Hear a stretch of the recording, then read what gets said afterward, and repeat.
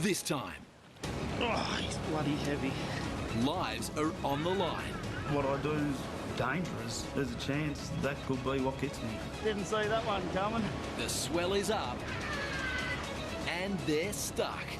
Oh, no, I'll spin him. One freak wave and it's all over. Boy. It's ridiculous, that's what it is. Anson's Bay is under threat from copycat hunters. If he does it again, he'll... This is on my watch, this doesn't look good. And Team Ella Rose's nightmare rope tangle The pothole is probably the most dangerous thing on the boat. turns deadly. Oh my giddy aunt.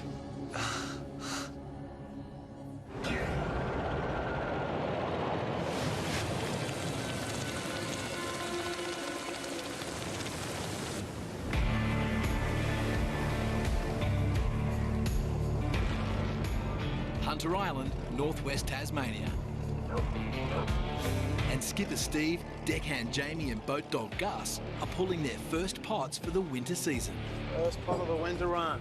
So we're targeting bigger fish today, mate. So hopefully about between 30, 35, take us up to about 50 plus kilos, and that'll be a good start for the trip, I hope. Their season target is 600 big red lobsters, 250 for this trip. We've done what we can. It's up to the fish. Steve's the only skipper fishing in northwest Tasmania. The rest of the fleet is hunting in southern Tasmania. Hunter Island is prime territory for big reds, but it's also known for its dangerous currents and howling westerly winds. The ocean floor is littered with wrecked boats. You never know, we've set them in different depths today, so hopefully we can sort of nail down on where the fish are and it'll work out to be all right. Steve has 25 of his pots in shallow waters. 2 sharks. Not what I was after. That's a swell shark. They're harmless and of no interest to lobster fishermen.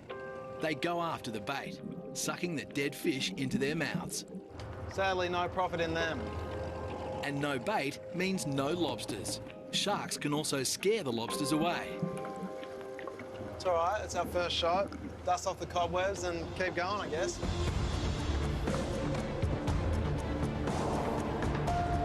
Conditions today are pretty good. The swell is still sort of up there, so our first pots are in shallow, so we wanted no swell for them at all. Anyway, it's not too bad. It's a beautiful day. Sun's rising over the tops there, so can't really complain, mate.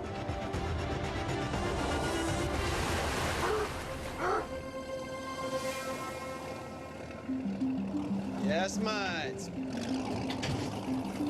Oh, I've been attacked by an octopus. That's not what you want. Octopus, killed it. Just suffocate them. Nothing worse than the ockies coming in and taking your profits from right under your nose, mate. Not cool. Not cool. We don't like them, don't we, Jamie? No, we don't. There's a lot riding on this trip. Steve's family restaurant has next to no lobsters in their tanks. Yeah, we're under the restaurant right now, and yeah, we're actually down to our last few, so it's imperative for the operation that we go out there and we catch some fish. Steve and his siblings are running the family's fishing and restaurant business, while their mum and dad are away on an extended holiday. The Herseys are a third-generation lobster fishing family. Bad weather and engine problems on the Ella Rose has kept Steve grounded at port for weeks. There's not a lot in the tanks at Herseys at the moment. Stress is building, can't go to work. It really sucks. Now he's got just 5 days to catch enough lobsters to restock the restaurant.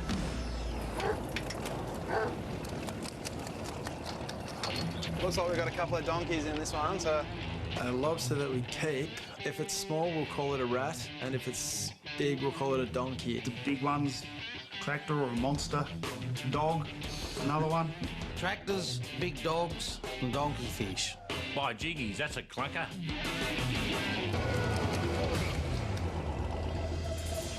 Oh yeah, and look at that, straight in the tank, mate. 2 kilo fish, awesome. Steve's finally getting some big reds on the ledger. This is what we want. Big red crayfish. Put a couple of kilo. Gus is happy, Jamie's happy, we're all happy. Yeah, so now we've caught some crays, so I guess the trip's officially started. It's good. Southern Tasmania. Next stop, Antarctica. This is some of the most treacherous coastline in Australia. This stretch is known as Shark's Jaw. Skipper Paul's loading up his 4-metre dinghy on the hunt for big reds. That's one of the jokes I've always had. I always say, Dad only catches the little ones, I catch the big ones. Team Kaikoura's target is 500 big reds. So far, they've caught 165 in just 2 days. All right. Right, here we go. Here we go. Paul is a 5th-generation lobster fisherman. He has a teenage daughter and lives on a farm with his girlfriend, Naomi. No surprise, he doesn't reveal all the gory details of his high-risk profession. This one here's given me a couple of scares in his time. Rolled a dinghy a couple of times and set the E-perp off. He wasn't sure how or what was going on. That's fishing, isn't it? You do live on the edge. What I do is dangerous. There's a chance that could be what gets me. We catch the bigger fish, which is what they're after in the dinghy, and that normally adds up to a few more dollars. The risk is bigger, but so too are the reds. Your female's in here. It's a nice fish, about 1.6, 1.7 kilo. Catching more in less time means reduced running costs. This is where we have to be careful not to get a rope around the prop here. End up high and dry up on the rocks. The rocks around the west coast are pretty jagged. Like, you don't want to get thrown onto them. Like, you get thrown onto them, it's pretty much like getting thrown onto razor blades, really, so.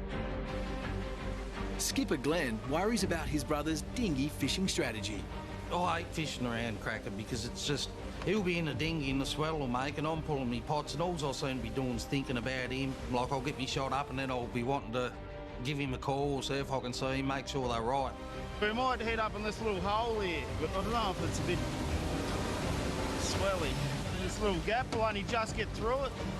He is a bloody risk taker, like where he's got some pots sometimes and you look and you think, bloody oath, I'm glad I haven't got to go in there and get them because, yeah, you want to hold your ass cheeks together.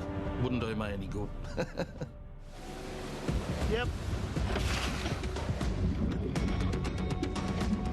Just wait to go out. Paul and deckhand Scotty are keeping a keen eye on the swell. A single rogue wave could cause the dinghy to flip and sink. Skipper Steve's winter lobster hunting season has officially begun. Yes, mate. That's a good one. Bit of a mixed bag in that one, Jamie, but it looks like a few boys in there. Couple of nice ones there, Jamie. Good, mate. We had a bit of a rough start. We caught a fair few pots, but not many fish, and so we just got that pot to fish then, and that's doubled our score, so you just never know, mate. That's why it's an exciting game. But a tally of only 4 big reds won't stock the family's restaurant. Steve is hoping his second line of 25 pots in deeper water will deliver. We're going to the depths now, Jamie. Yep. But the deeper water has a different dynamic. In the areas that I've fished, the tides can be a real problem, especially this time of the year. They seem to be running extra hard, so either the pots will move off where we set them, or they might not even be floating yet, so we cannot see where they are. Oh, I don't see any, Jamie, just slipped off. I don't see any. The boys attached to the lobster pots are being dragged under the surface by the powerful tide, making it impossible to find them. See there, can you? Very frustrating. You know, you're sitting around burning fuel. It's just the fear of unknown of not getting the actual pots back, which is something we don't want.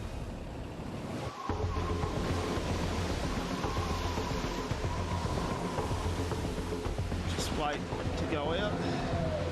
Skipper Paul from Team Kaikoura is engaged in some close-quarter dinghy fishing in his hunt for monster reds. They're collecting the pots they set yesterday. I've rolled 2 dinghies, so running over rocks can be just like driving a dodgem car. You're just bouncing off rocks and bounce off one and then bounce off another. First one for today. The first